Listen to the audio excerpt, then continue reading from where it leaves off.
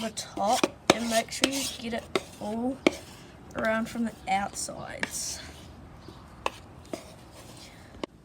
So now we're just gonna drop it and like shake it out to bang it so it all goes evenly, so it sits evenly for when it sets. And if you get any like bubbles that rise to the top, just get a bamboo stick and just pop them. I don't think I have any. Oh wait, there's one there. And just pop it and then it'll just sit nicely. And then you just leave it to sit for 24 hours.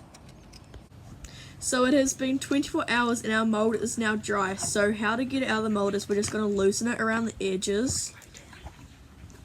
And then we're going to just hold it and flip it. And then carefully lift the mold up from it. And then here is our heart out of the mold. So now that you've got it out of the mold, you're just going to like brush it to get like all the dust and if it's a bit uneven on the bottom, like bumpy, you'll just sand it off later. So now we're going to paint all surfaces. I'm using chalk paint to paint mine. Once you get it covered all evenly, let it sit and dry. Okay, so it's been a little while and the paint is dried on the heart now, so we're gonna pick a tissue paper and I'll pick this flower one. And so what you need to do is there's two layers, so you need to pull this one, the white layer off very carefully. And then that one's gonna go into the bin.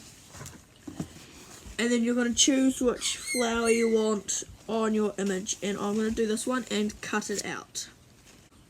So now we're going to start to cut it out very carefully. It takes quite a while because you have to get it around the outsides and neat.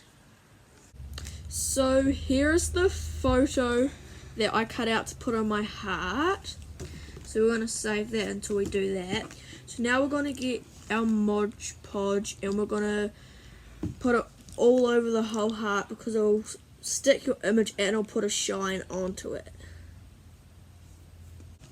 So we're going to put our image on now and you have to be quite fast, otherwise it'll go all streaky. So we're just going to place it on there. Do I press it down? Use the brush. Now we're going to use the brush and we're just going to dip it in and we're going to lightly just press it down so we don't rip the image.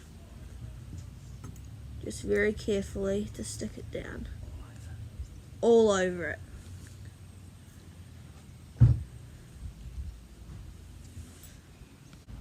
Now that it is completely covered, we're just going to let it sit and dry.